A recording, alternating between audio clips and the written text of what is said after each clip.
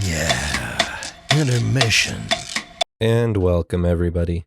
In this tutorial, what we're going to go over really quickly is how to put running headers or footers on your document.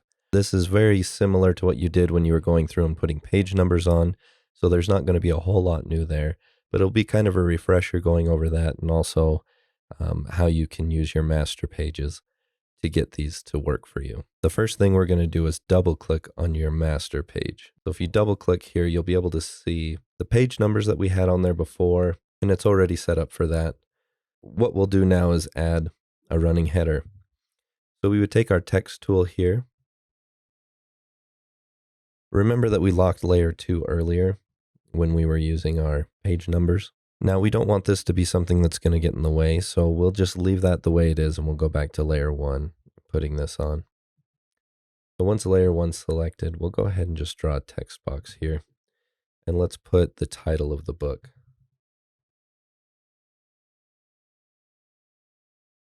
So I've got the title of my book here ready to go. What I can do is, again, hold Option and click. I can drag this across to the other side. And then let's put the name of the author. I'm not sure if I can spell this right, but let's give it a go.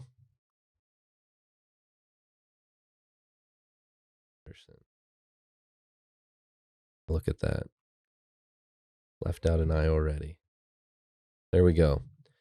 So with this one, just so they're balanced on both sides, I'll select all the text and I'll right align this. And then they're both hitting in the corner of the margins on both sides. So now what will happen here is that we can go back to our pages.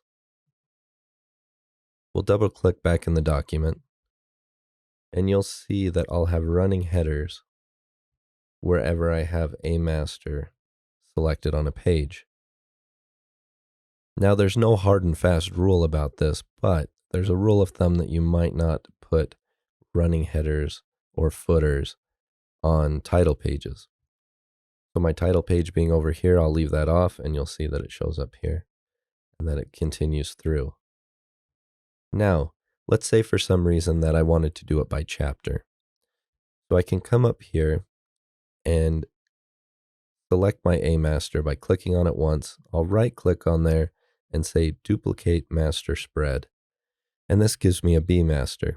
If I double click on there, you can see here that my page numbers have turned to B. They'll still act correctly as page numbers would. But what this allows me to do is I can come up here and maybe I want to say chapter 2 in my B master.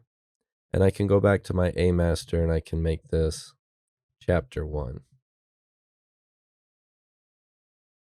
Now instead of chapter 1 and 2, you may have titles that you'll put in there for your chapters, whatever it is. But just as a quick example, so I can come down here now to this page, double click in here, and I can assign these spreads B. Now what that would allow me to do is if I was reading along, all of my chapter 1 could be assigned master A, as it is on these pages. And then as I go down to the next one, you can see chapter 2 here because of B. So you can divide master pages up into chapters or sections of a document by placing them in like this. And you can get creative, and you should get creative with your running headers and footers. You might take them and place them in an interesting location, make them smaller or larger. You might take them and turn them sideways and run them on the side of the page. As long as you have some kind of running element that goes through the page, it's another element that you're able to design and have some fun with. So again, we can come back here and see what that might look like. But that's how you would go ahead and insert your running headers or footers. Remember, if you want it to change into certain sections, you'll have a different master page for each. But as long as it's going within the same section or the same topic, then one running header should suffice. So that should go ahead and get you started with running headers and footers, and have a wonderful day.